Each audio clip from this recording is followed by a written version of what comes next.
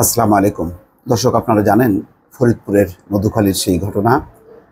একটি মিথ্যা অভিযোগ বা কথিত অভিযোগকে ঘিরে দুই সহোদর ভাইকে নির্মমভাবে হত্যা করা হয় এবং দেখা যাচ্ছে যে এই পুরো ঘটনার মূল হোতা হচ্ছে একজন চেয়ারম্যান এবং একজন ইউপি সদস্য লোকাল। এবং সবচেয়ে আশ্চর্য ব্যাপার যে সেই মধুখালীর ইউপি চেয়ারম্যান নিজেই শুরু করে, আবার তিনি নিজেই আবার পুলিশকে কল করে।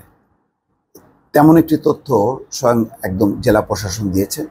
এখন ওই চেয়ারম্যান মেম্বারকে ধরিয়ে দেওয়ার জন্য পুরস্কারও ঘোষণা করা হয়েছে।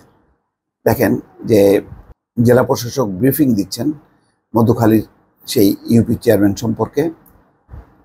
এখানে বলা হচ্ছে যে ফরিদপুরের মধুখালীতে মন্দিরে অগ্নিসংযোগের অভিযোগ তুলে দুই ভাইকে পিটিয়ে হত্যার ঘটনায় সংবাদ সম্মেলন করেছেন জেলা প্রশাসক মোহাম্মদ কামরুল আহসান তালুকদার। এবং এমন একটি পরিস্থিতি যে সেই অভিযোগ বা সত্যতা কতটুকু সেটা বড় কথা না, বড় কথা হলো মারা গেল দুইজন মুসলিম যুবক বা দুই সহোদর ভাই।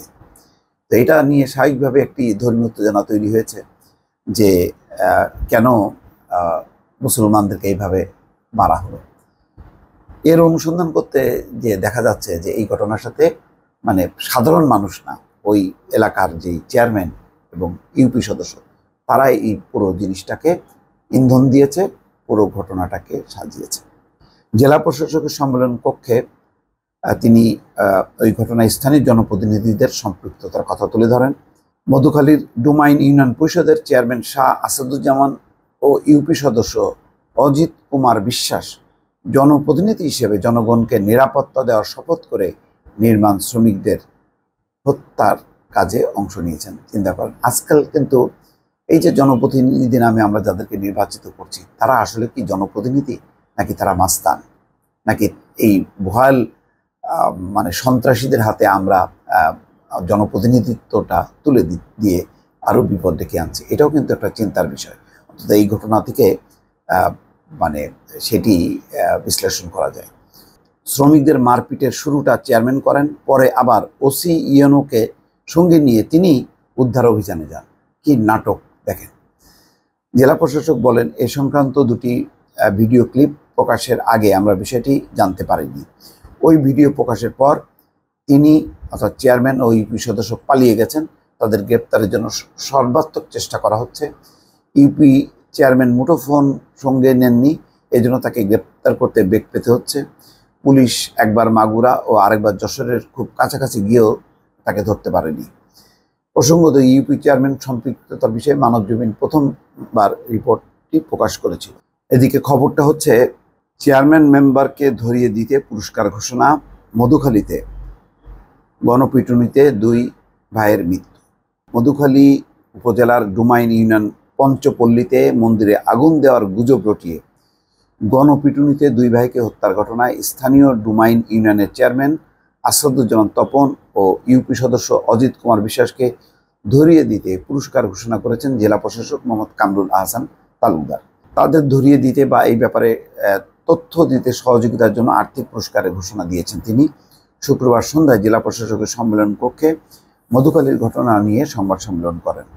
তিনি বলেন যে ডুমাইন ইউনিয়নের চেয়ারম্যান একজন অপরাধী। ইতিমধ্যে তিনি দুবার বরখাস্ত হয়েছেন। চেয়ারম্যান ও মেম্বার এখন পলাতক রয়েছেন। তাদের ধরতে আইন শৃঙ্খলা বাহিনীর সদস্যরা বিভিন্ন জায়গায় অভিযান পরিচালনা করছেন।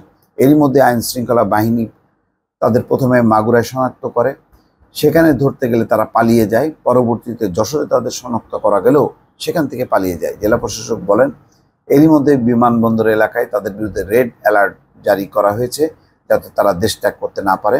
এ সময় উপস্থিত ছিলেন অতিরিক্ত জেলা প্রশাসক মোহাম্মদ আলী সিদ্দিকী, অতিরিক্ত জেলা প্রশাসক সার্বিক ইয়াসিন কবির, সদর উপজেলা নির্বাহী অফিসার তামান্না তাসনিম প্রমুখ। 18 এপ্রিল রাতে পঞ্চপল্লীতে গণপিটুনিতে দুই শ্রমিক নিহতের ঘটনা ঘটে।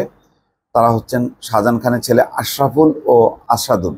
এদিন সন্ধ্যায় তাদের গণপিটুনি দেয় এলাকাবাসী। পরে মুমূর্ষু অবস্থায় নির্মাণাধীন একটি স্কুল ভবনের পক্ষে হাত পা বেঁধে তাদের মেঝেতে আটকে রাখা হয়।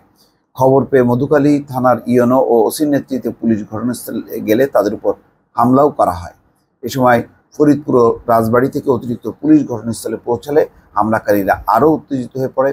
এ সময় এলাকাবাসী পুলিশকে লক্ষ্য করে ইট পাটকেল ছুটতে থাকে। এ সময় পরিস্থিতি নিয়ন্ত্রণে আনতে ফাঁকা গুলি বর্ষণ করে।